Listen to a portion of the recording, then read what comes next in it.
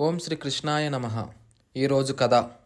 ఒకరోజు తెల్లవారుజామున గోకులంలో కృష్ణుడు తన స్నేహితులతో ఆడుకుంటున్నారు. ఆ సమయాన గోపికలు అటువైపు వెన్న తీసుకుని వెళ్తున్నారు. అది గమనించిన కృష్ణుడు వెన్నని దొంగలించడానికి వాళ్ళ వెనకాల వెళ్తున్నాడు. అది గమనించిన గోపికలు వెన్నను చాలా ఎత్తులో దాచారు.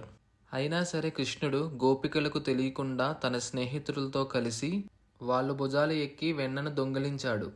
కృష్ణుడు ఎంతో సంతోషంతో వెన్నను తింటూ వాళ్ళ స్నేహితులకు కూడా పెట్టాడు. ఆ పక్కనే ఉన్న కోతులకు కూడా పెట్టాడు.